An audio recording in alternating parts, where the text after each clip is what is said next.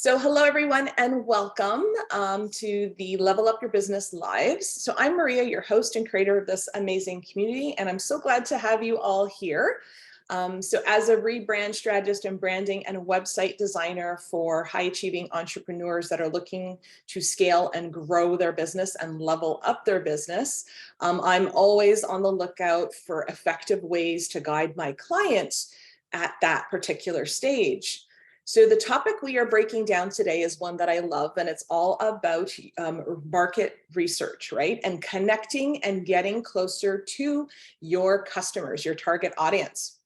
And I can't emphasize enough the sheer importance of knowing your audience. The more you know about your target audience, the easier your business journey becomes. And it's just like this magical place where you can create content for them, understand them, just connect with them on a deeper level. And that's what we're about here today.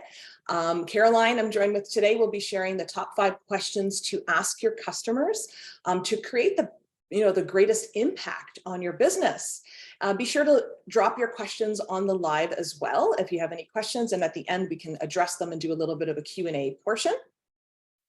And so welcome. So today I'm joined by the lovely Caroline Wilson, who is a marketing research strategist, has over 20 years experience in marketing research strategy. Caroline launched Vero Research in 2009. And while over the years, her clients are made up of mostly larger corporations, the traditional research clients, after launching her own product and online shop, she evolved her services to meet the needs of entrepreneurs and marketers, which is great because we definitely need help in this category. Caroline enjoys talking about human insights, experiences, optimizing online experiences, community engagement, research, and data as being the solution to your biggest business challenges. Also, she enjoys chatting about beekeeping, making great snacks, neurodivergence, and parenting, and growing your own food. So welcome, Caroline. So happy to have you here. Welcome. Yeah, thank you. Thanks. It's really nice to have an opportunity to talk to smaller businesses, medium-sized businesses, and entrepreneurs who, as you already mentioned, it's a segment that gets really missed by, I think, traditional market researchers and customer researchers. And it's a point of frustration for me. So it's why I've been spending more time thinking about how do those corporate processes and corporate tools, how do we take those and make them applicable for smaller businesses who the reality is they just don't, and I'm myself included, if I was to, have my own, get a quote from a market research company, I would not have the finances to do that. And so really drilling that down into the core motivations, the core reasons why we connect with our customers.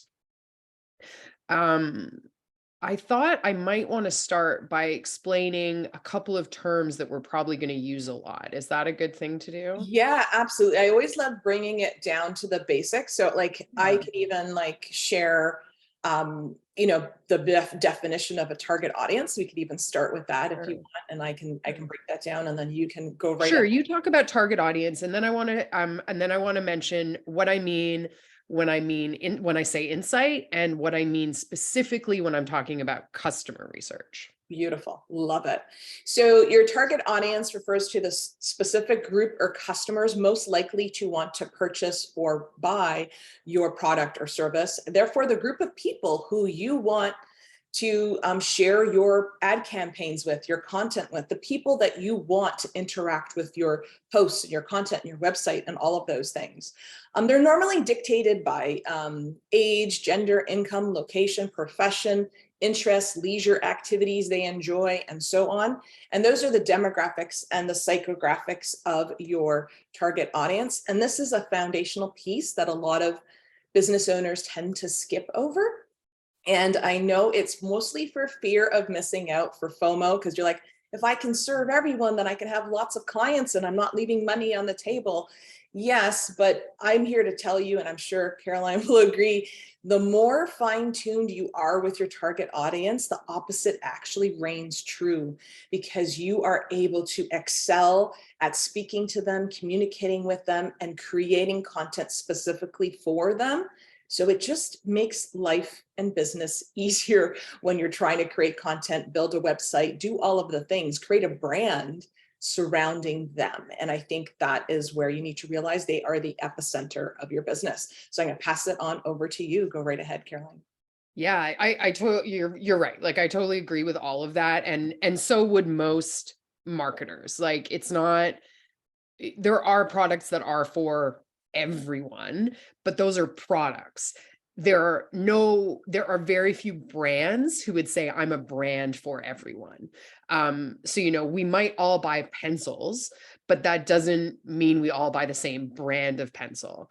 And I know for sure I have a lot of my clients are strategists like you, Maria, because when you put insights in the right hands, they really know what to do with them. And like you're saying, when you're kind of first starting out your business, or even, sometimes a business has been operating and doing well for a couple of years, and then they start trying to make different decisions, evolve, try different strategies, and that lack of clarity around who their audience is and what they want really starts to mess with their process and their thinking, right?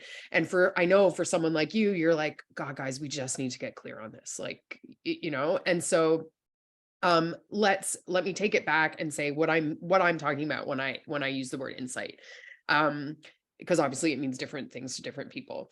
When we're talking about a market research or a customer insight, we mean something really specific. And that is, in its kind of most core definition, an elevated or enlightened summary of human truth. And there's a really cliched example that the market industry has been wheeling out for years, but it's a good one, so I still use it, which is, no one buys a drill bit because they want a drill bit. People buy a drill bit because they want a hole. And although when I say that to you, people are like, yeah, obviously, but people still try and sell people drill bits all the time. No one wants a drill bit. They don't. And so I think also you can think about that. It's always about what that meaning is behind it. For the other example you would use, and this is from a project I worked on not long ago, was no one is trying to improve their health goals.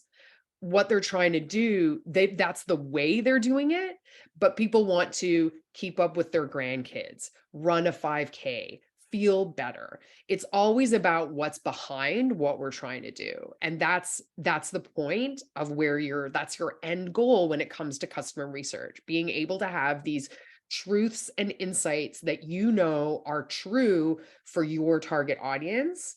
And you may have some nuance, like maybe your target audience feels this way, and then you notice your customers feel a slightly different way. Those are still true things, and they matter to how you're making your marketing decisions.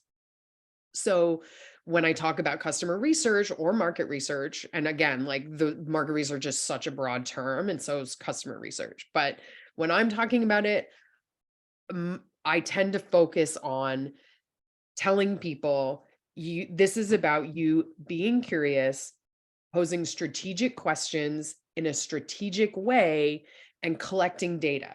That data is conversations, videos, photos, stories, all of it about your customers, leading up to you making decisions using that data and those insights. Vital to know these things, because you're right. It's how you approach it, and how, the way I like to say it is, how does the problem show up for them, right? Yeah. And in their language and in their words, and how are they paraphrasing? Like, I might say it's a positioning problem. I know it's a positioning problem, but to them it might be, I'm attracting the wrong audience nonstop. So you have to understand what it means in their language, in their words, and how it's showing up specifically for them, because our lingo and our language might not be the language that they're using. So the more we can bring it down to their level and understand the actual results, the problem and the results that they're trying to achieve, then it makes content creation for us as the business owner so much easier. So I love that you shared that. It makes everything easier. It really does. And I also want to make sure that yes, if you talk to like a hardcore statistician or an ethnographer, someone who's like really deep in the process, they're going to have a lot of rules for you to follow. And they're not wrong.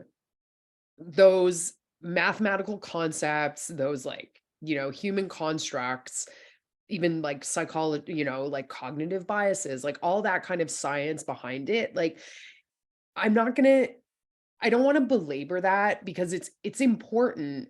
But the truth is that yes, that matters when you're making a multi-million dollar decision for smaller, medium-sized businesses. And I think people would even be surprised, like what I'm saying, there's businesses out there that you might look at and be like, oh man, I bet they're killing it with customer research. You'd be surprised. Like it's not just entrepreneurs who, smaller teams who are like, man, I just don't have time to get it done. I just need to guess. Like, that's fine. There's plenty mid to even larger size businesses who are just guessing too, right? Like we all just want to get to it, right? But there's rules that you should follow, and there's rules that, in my opinion, in these circumstances, don't need to be belabored. Make good decisions, make your questions solid, get out there and ask the questions. Because the truth is, again, like a statistician is going to say, that's not good enough. And I'm going to say, it's better than nothing. And I'm not saying like it's not good research. It's ultimately doing anything to inform your decisions and getting closer to your customers in whatever way is going to make every decision. I talk about it as smarter, faster, stronger decisions. You know what to do because you know what your customers want. So you're not messing around like procrastinating over a Facebook post or the little things that we like dig into and we're like, I don't even know, like, should I post today? Or, even if you're thinking a month out, you're like, I don't even know if they care about this. Like, do they? It just stops all that. Your decisions are stronger right from the beginning. Think about the amount of times all of us have basically floundered and tried like one thing and then another thing and then another thing, and eventually you get there. What if you've gotten to that thing the first time? And what did I say? Stronger, harder, smarter and smarter because like you just know, right? You know what to do. And we all have customers, they all have needs, they're all the core of our business. Like you mentioned this on Monday, right? Like our customers are the center of our business. We wouldn't have businesses without them. So why are we not talking to them more before we make a decision? Like who knows better than them, right? And but I know it's intimidating. You can kind of look up a blog post and they were like how to run a survey and you're like I can't even keep up with my work. How am I going to like run this survey?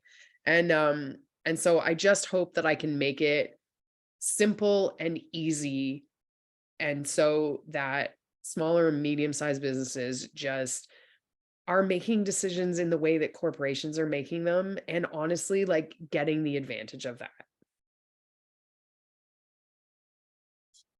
It's so funny. I joke with this and I've made posts about this all the time. Like, because when I worked in corporate and I dealt with big corporations, I always tell my clients, I'm like, we don't care what nail polish Sally is wearing. Like, we're not Pepsi. That's not our concern. When you fill out those ICAs and you get down to those nitty gritty details of who they are and what they look like and all this. And to me, it's always about, let's dive into, what they're struggling with, what they need help with, and what the before and what the after looks like for them. And let's make that the things that we dive into. Because yes, if you're a bigger corporation, you'll have it fine-tuned to the T. You should anyways, you think they do. But hearing from you, and from my experience, they really didn't do that much customer research. So don't feel so bad. But I'm excited to dive into your top questions because we just want to maximize and get the best results that we can and ask the right questions so we can get the data that we need to move forward in our business and just propel our efforts forward. So the right questions is key. So I'm excited to dive into your top 5 questions to ask, and we can get started in that unless there's anything else that you needed to share. Oh no, let's talk about that. Right. So I can tell you, let me start by just telling you a little bit about how I think generally market researchers and customer researchers tend to approach understanding a human and a human individually and then humans in groups. So we're definitely categorizers in that we're always got these buckets of people or buckets of experience that we're kind of trying to fill and classify. So if you imagine people coming in and us asking them questions, this kind of small, there's an email going out on Sunday that talks about customer research as like small talk, which I think is a really lovely analogy. And so if you're first starting out, maybe you know a few things about your customers from experiencing them, but they're coming in, and if you're a customer researcher, you're slotting them into places. Like, what does this behavior mean? What's this bucket? What does this stage mean? What does this perception mean? Who are these people? And so I think there's 5 straightforward categorizations that you can use and that everyone can take care of this. Like anyone can get this done. So it's life stage is the first one. So it's a little bit about demographics, but it's really more about where they're at. The example I would say is a 35-year-old who has married with 2 kids is a very different person from a 32-year-old who's in graduate school and who is single. So I think there's also like a meme that I see flying around sometimes, like Prince Charles and oh my God, I should tell you, I have a terrible memory for names, so we're gonna go, but Ozzy Osbourne, thank you. I'm like, please let me remember his name. So Prince Charles and Ozzy Osbourne, like same age, like vastly different human beings. And so demographics are like, sure, they're helpful, but they're really only helpful in conjunction with other things. So life stage, where are they at? Lifestyle, think of it as how they're experiencing where they're at. Values, what are the values that are guiding their decision making? Category behavior. So category, market researchers tend to really focus on category, which is, marketing, lifestyle, clothing and accessories, like that high level, important, like you want to take it as high as you can. So, if you're, I don't know, you're a taxi service, you're about transportation. You're not about taxis, right? Like what is think about the highest level behavior and where you are. And then down into product behavior, which could be like product or brand, depending on how specific you want to get. And you want to build up this information. So for life stage, and I wanted to make there's, without getting into tons of like, there's qualitative and quantitative data and blah, blah, blah. Like I'm thinking of these as simple. You just want to build some knowledge and start making those smarter, faster, stronger decisions. So do interviews, post these things on Facebook, post them in your Instagram stories, get the questions out in as simple a way as possible. Don't worry about a survey or anything like that. Like you can deal with that later if you want to. But life stage, tell me about and then in brackets, and your family's priorities right now.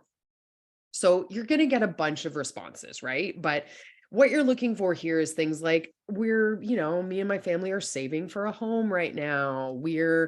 I'm focused on my career. I just graduated last year and now I'm trying to find my first chosen career as opposed to like part-time gig. Like, where are they at? And think about all the things that tells you about what they need, what they know, where they want to go. When it gets to lifestyle, you can just flat out ask, how would you describe your lifestyle right now? So, is it like, well, busy and kind of professional focused right now? It's just I'm coming into summer and I want to feel kind of relaxed and hang with the kids more. Is it like I'm really just focusing to hanging out with my friends on the weekends? Like, how are they experiencing where they're at? So it's like if you build this up and kind of think about the picture that's building, you've got this life stage of what's your priorities right now. I am saving to move out of my parents' home and get my first apartment. Cool. Lifestyle. How would you describe your lifestyle right now? Well, I'm pretty frugal because I'm saving right now. So I'm not going out that much, but I'm really enjoying, spending time outside. I'm thrifting a lot because I don't want to spend a lot of money. And if you're asking these questions, if you've posted them on your social or you've arranged some interviews, you can probe a little bit, right? Like these are core questions. So ask if you are curious and you see what they're saying, ask them some more stuff. When it gets into values, then you can think about the values that are most important to you right now. What three would you choose as your core values or guiding principles? Or, some people are going to find this question easier to answer than others. So you might need to probe people a little bit. They might be like, well, what do you mean? Like, in what case? And it's like, well, if you say you were making a major, you can tie it back to purchases. So if you were making a major, an expensive clothing purchase tomorrow, what would be most important to you about it? Or if you're talking to an entrepreneur, like, well, say you were hiring a professional to help you in your business. What are you going to be looking for them in a human?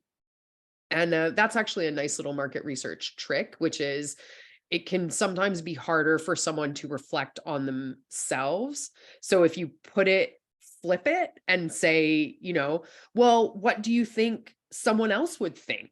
Or what would you want in someone else? They're telling you the same thing in a different way, right? So it's still really helpful. Category behavior, think about like how are they behaving and what they're expecting from your category. And I know strategists get excited about this because like this is what fixes those positioning problems, right? Where like you start to understand like what they expect from a category. So again, like let's use you're hiring a professional for your business. Your target audience is, say, I don't know, mid-career female entrepreneurs. So, tell me about the last time you were hiring a professional for your business.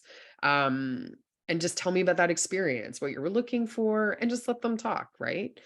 Um, and that's where you start to understand like, oh, this is the expectation of the category. This is what they have a general view of what people like me should be doing in this bucket. That's not to say you should do it. There's an important point that I'll come back to at the end about what your customers say, and then so now you've done your category behavior. Now drill into your product behavior. So if they know you, you can ask, if you were telling someone about our product or service, what would you say? That's a very simple way. And I did want to fulfill on my here's your 5 questions kind of thing. But bear in mind that if they don't know you, you might want to like, maybe you're just launching or something like that, then like describe your product or service. And then you can ask them like, what stands out to you about that description the most? Or something like, what other questions would you have for me now that I've told you that? So I know that again, for someone who is very close to the marketing, like tactics and strategies, it's fairly obvious, I think, to know what to do with that and how to address the information you're getting. So you think about your copy, like are you using copy in the right way? Are you using the right words?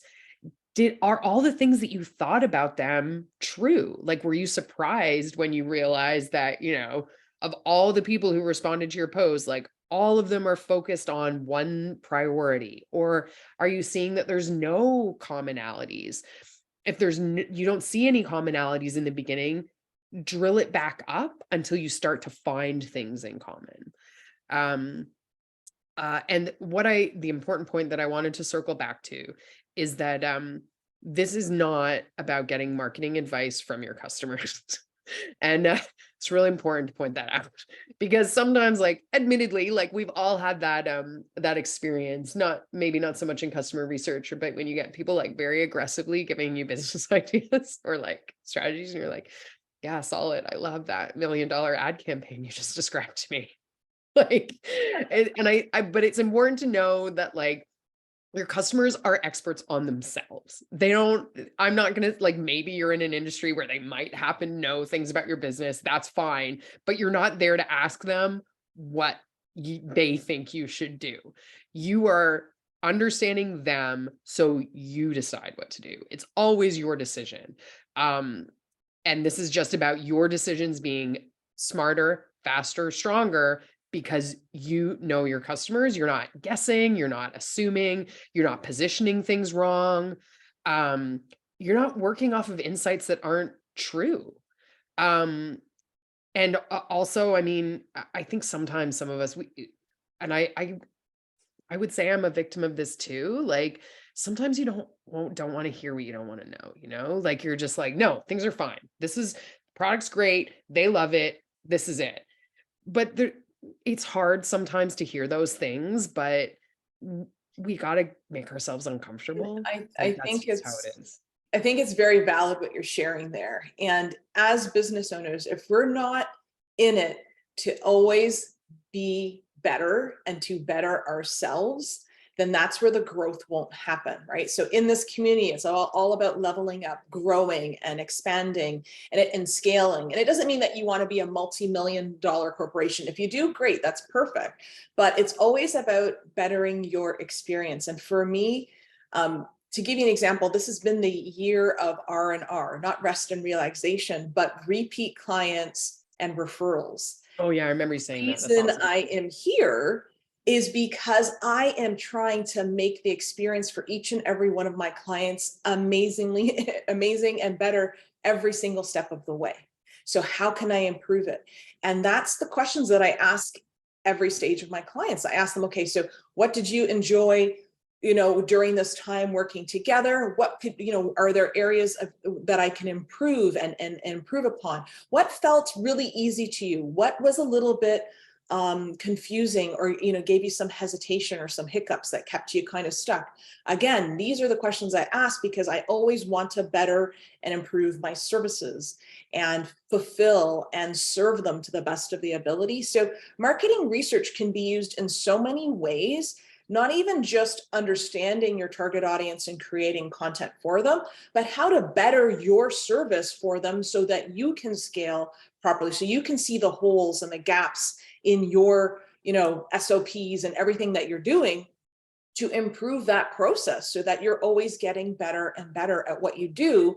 Because when you have a really solid process and a solid plan and a solid strategy, your clients feel it on the other end. They feel accepted. They're enjoying the experience. And you know what happens when you have happy clients?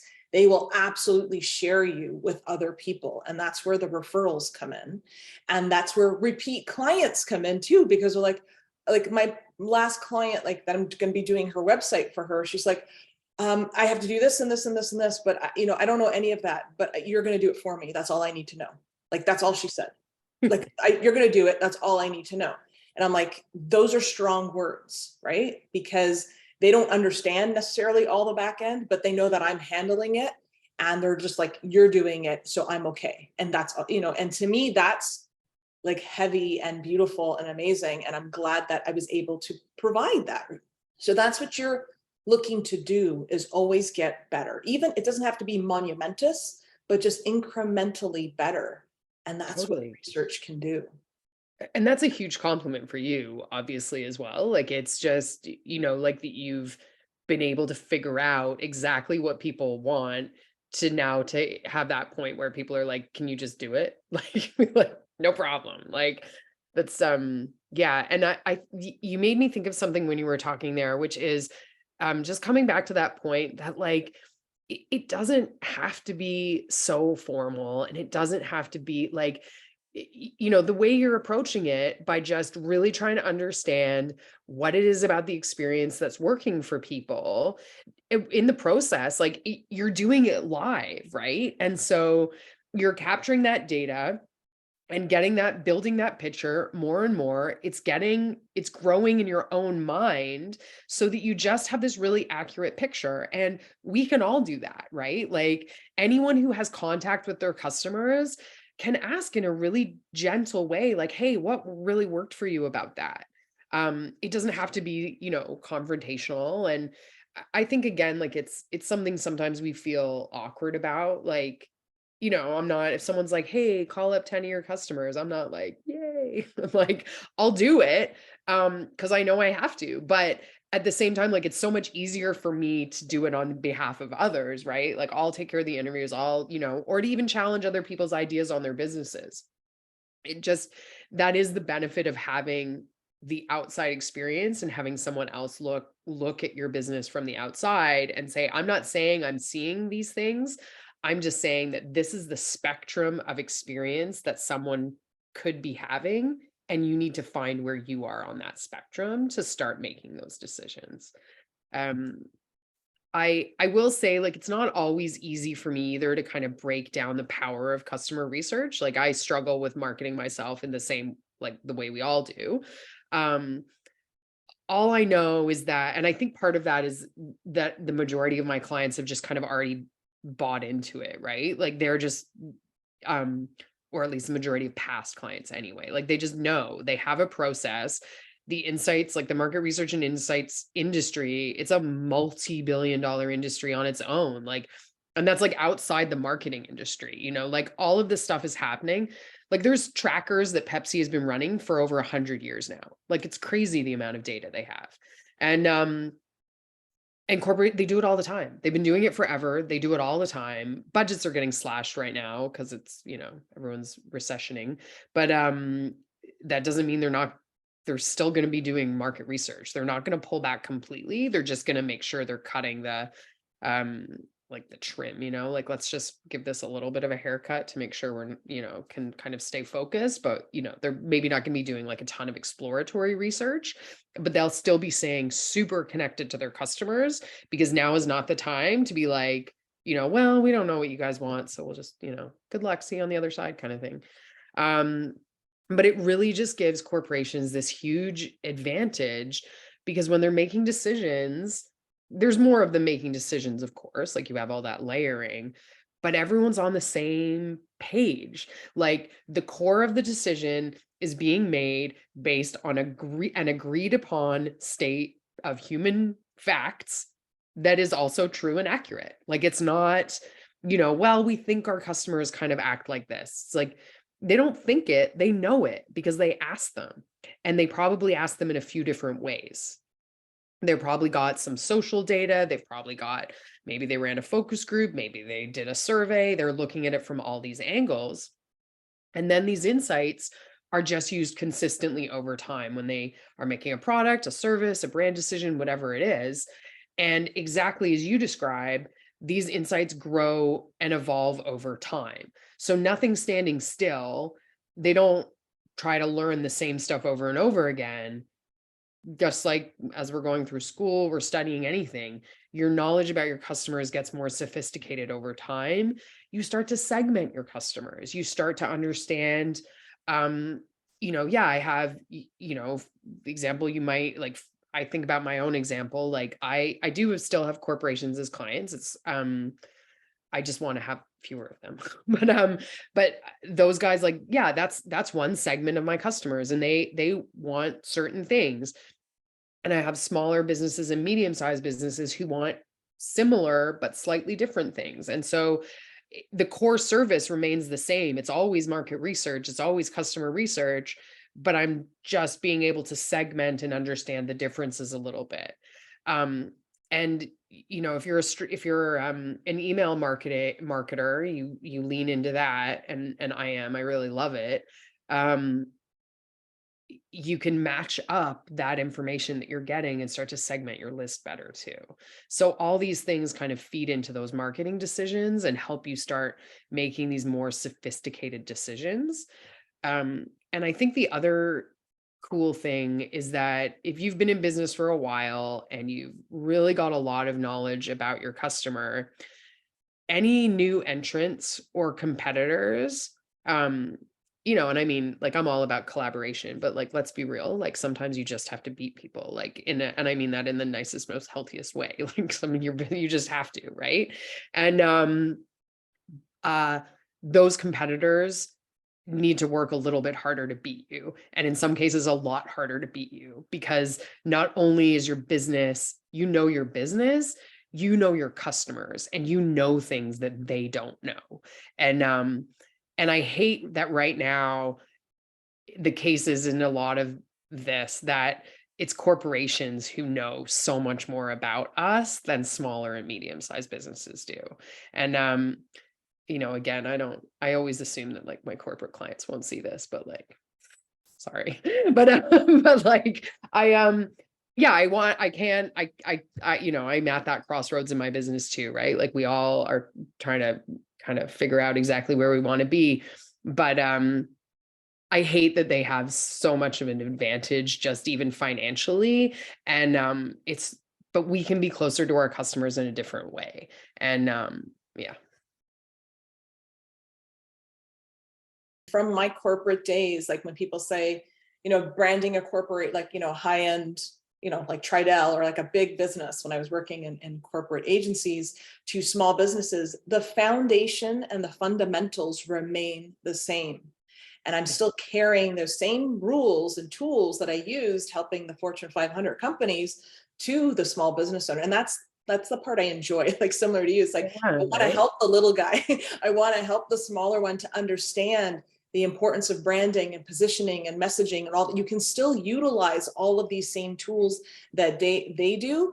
But I cut out the fluff because you don't need to know all of this excess.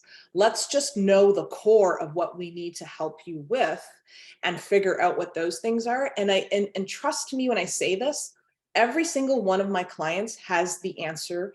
They have the data right at their fingertips, and Yeah. they don't necessarily know how to organize that data or what to do with it, right? So that's where sometimes you might need the help of, someone like Caroline or myself or whoever is in marketing or understands the research on how to use that, really amazing information that you're holding onto, these golden nuggets that you have, and then executing it properly, right? So now that you've had clients for X amount of years, what's the common denominators here? What are the main interests? What are their personality traits? Who don't you like to work with, right? Like you mentioned earlier, sometimes it's easier to share what you don't want to do versus what you do want to do. And it's easier to highlight all the, like this would be a no for me. Put those down, and then it guides you to who the yes is better, right? So there's just so many tools. It's just asking the right questions to gather that data. And then how do you create and work with that data so it helps you in the long run and makes things easier, as you said, smarter, stronger, all of these things. It's so valid. Like, I love the data. When my clients, they're like, oh, I have this data, I don't know, I'm like, okay, like, give it all to me, and then I'll just go in there and be like, this is what we're going to focus on. This is the unique USP, unique selling proposition, what makes you stand out from everybody else, this piece here. And what you don't realize too is what intel you have, how you do it, the process you do it, the way you deliver it, your voice, your tone, your cadence, your energy. That's what people are resonating with. And you have to pay attention to that too, because there's a reason they're coming to you and not the other thousands of brand strategists or email marketers or stationers, whatever you do. There's a reason they're coming to you.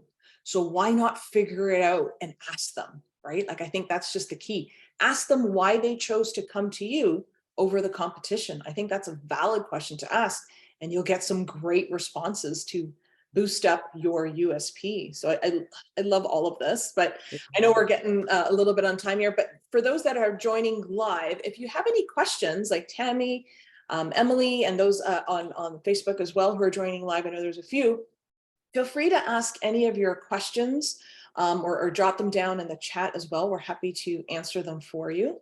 But while we get those questions done, how can people find you, Caroline? Where do you live? Is there any events that are coming up? Like, how can people connect with you? Yeah, I wish events, I don't have anything coming up actually. And that's what makes me realize how antisocial I am during the school year. But so you can find me online. I am really active online. So on Instagram, it's Vireo Asks. And we're quite chatty on there. On LinkedIn, I'm Caroline Wilson at Vireo. And although I'm sure I'd come up, just Caroline Wilson Vireo would come up in the search. I send an email every Sunday that I'm really proud of, because I really leaned into email marketing during the pandemic.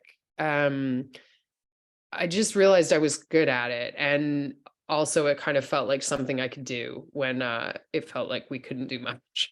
So we send an email every Sunday, and always kind of drilling down into like making it easy to get your research done, to just understand your customer. Hey, here's 5 things that are probably on your customer's mind right now.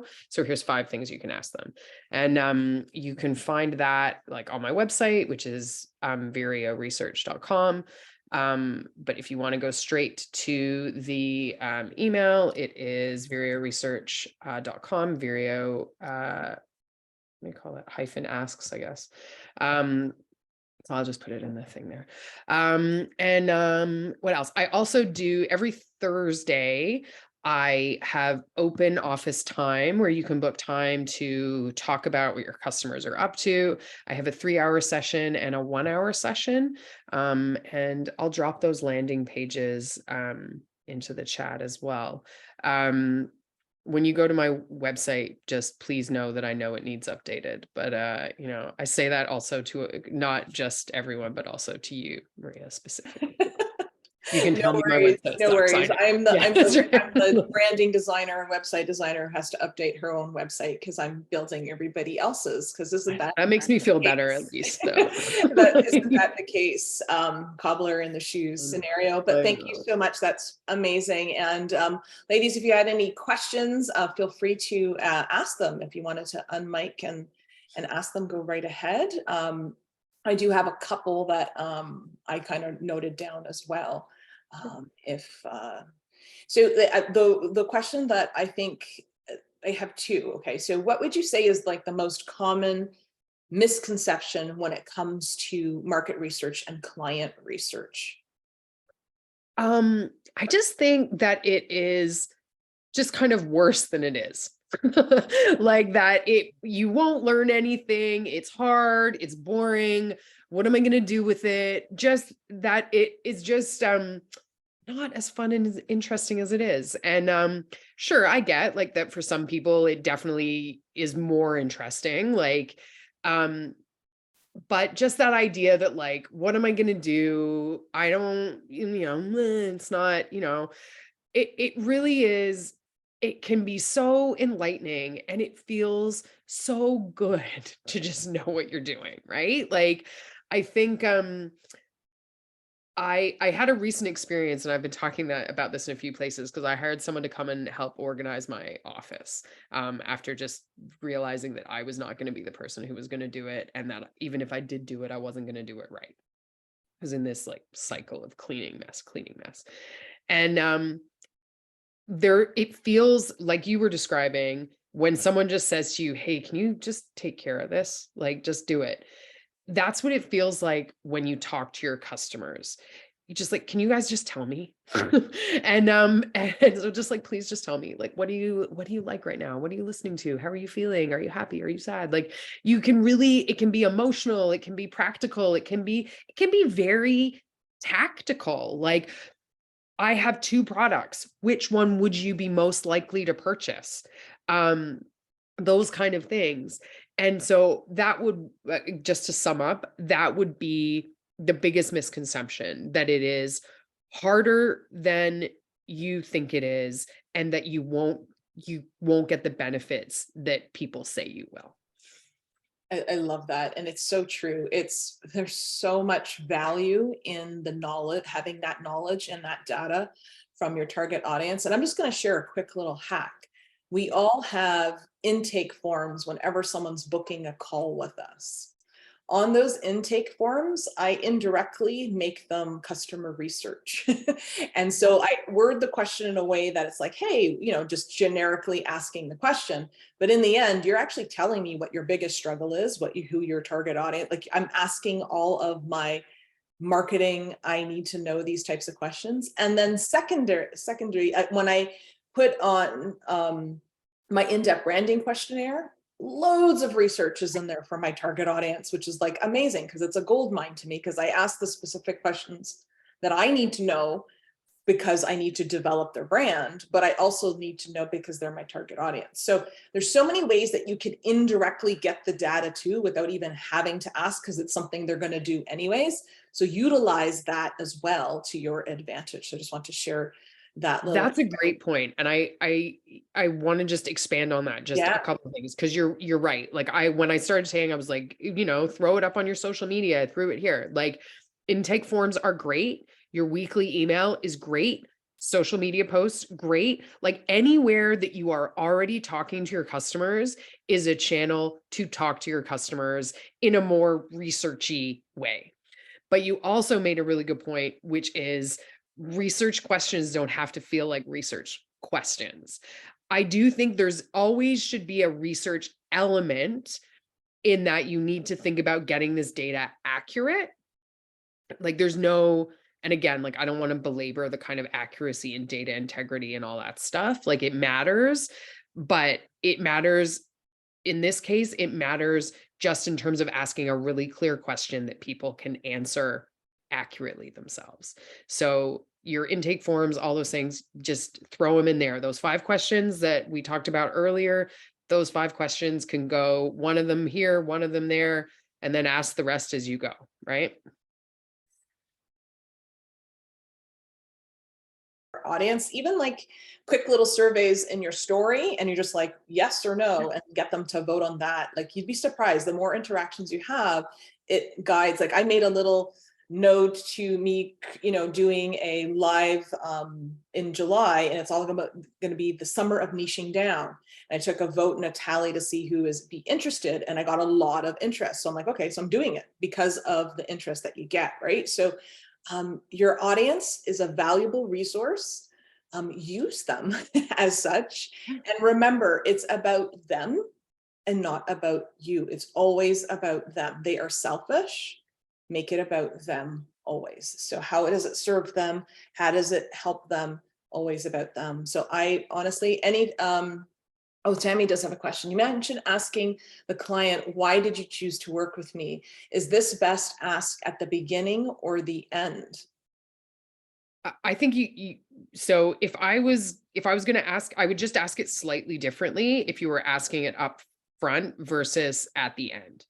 So if you wanted to, if you have an intake form like Maria was describing, you could put in there like, something like, what made you pick my services, or what made you pick this product, whatever, right? Like, so what about I would make it about the choice in the beginning. So like, why did you choose me? Because then you understand from that, you would get like, what did they take away the most? Like what sealed the deal for them, right? If you were asking at the end, I would ask more about the experience. Like, what about the experience would encourage you to work with me again?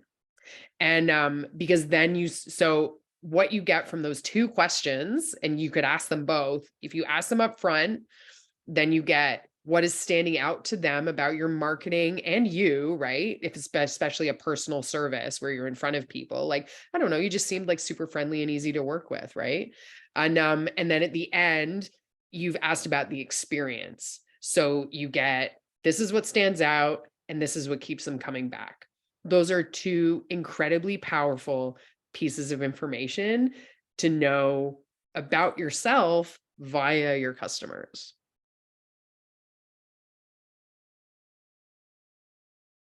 ask both. Yeah, But why not, right? Like you, like, yeah, especially the intake absolutely. form, it doesn't even feel like research. Like, I mean, I don't think it, I think most of us are comfortable. And I mean, most, like your average person is pretty familiar with customer and market research at this point.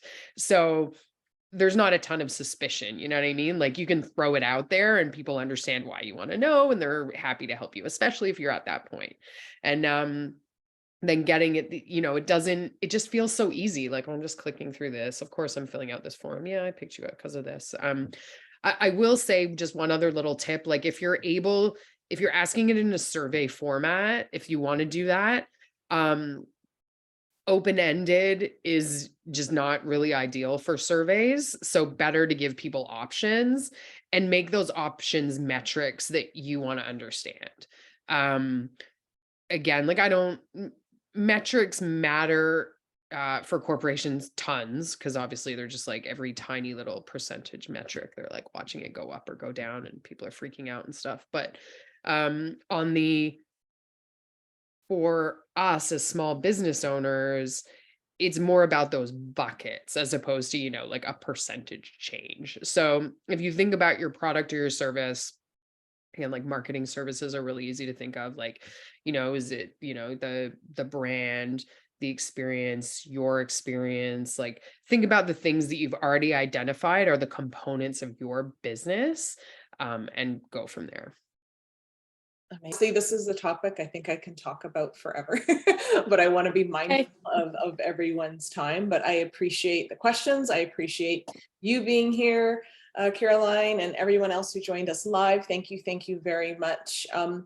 Any last thoughts that you want to share before we close out, Caroline? I know. Now you've said that, I'm like, I wanted to say something really powerful, and I don't know if I can think of anything that I really want to say. I guess I should definitely know what because I'm going to be a good salesperson. I'm going to say definitely join my list. My emails are awesome, and I really like writing them. And so yeah, join my list and yeah, and chat with me and say hi on Instagram. That would be my closing thoughts. And also just remember this stuff is much easier than a lot of people will make it out. And you can know lots of things about your customers and your decisions will feel so much less stressful, so much smoother, and just smarter, faster, stronger. Thank you. Thank you. Thank you. So beautiful. And absolutely follow your list. So I'm going to drop all your information on the live in the Facebook community as well. Make sure you put all your links in there. And thank you so much for sharing your time and your knowledge and your wisdom with us in the top 5 categories and questions. And thank you